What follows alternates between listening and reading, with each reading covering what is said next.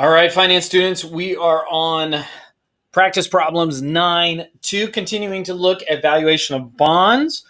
Again, remember bonds are just simply a special kind of annuity with semi-annual payments. We are assuming semi-annual payments on our bonds and par value of $1,000. So in the first practice problems, ICA 9-1, we looked at how we calculate the value or the price of bonds in marketplace. And we talked about bonds selling at a premium and bonds selling at a discount. Now, in this practice, we're going to look at how do we calculate the bond's yield or the interest rate associated with the bills, with the bonds. Now, remember, two different things. We have our stated rate, which is the same thing as our coupon rate or our contract rate. That is the interest rate that the company will pay on the recurring interest payments that happen every 6 months.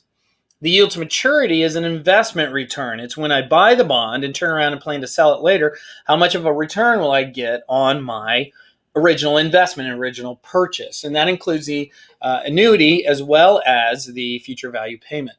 So with these problems, we are going to look at how do we calculate the yield to maturity on a bond that we see. So let's go ahead and work at one. We'll look at both of these here and see how they come up.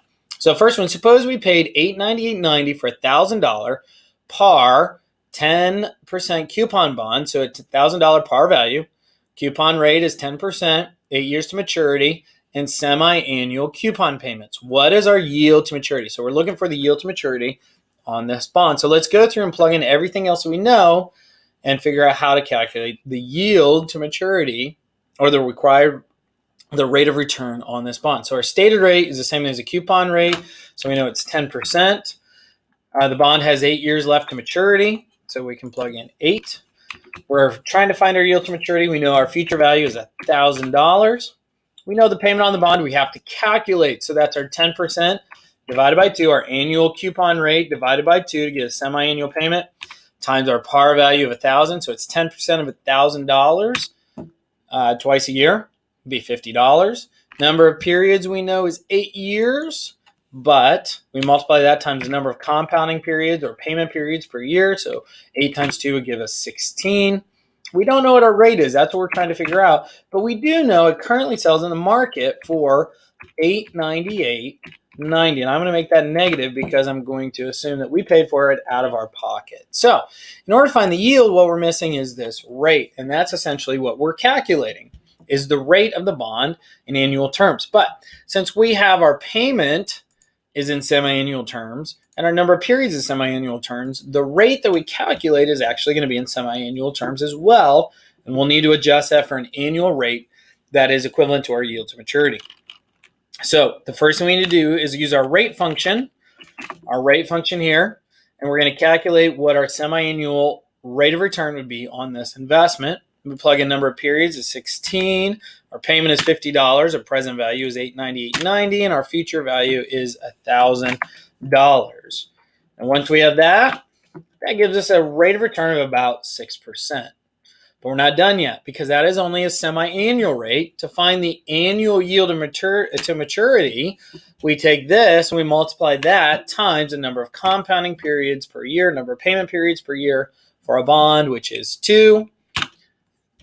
That gives us our 12% annual yield to maturity. So remember, yields are always given in annual terms. You can talk about semi-annual rates in terms of a bond, but when we talk about yield to maturity, that's always an annual rate. Let's do this one down here. What is the yield to maturity on a bond that costs $115, has a coupon rate of 7.5%, and has 8 years to maturity? So we can plug in what we know.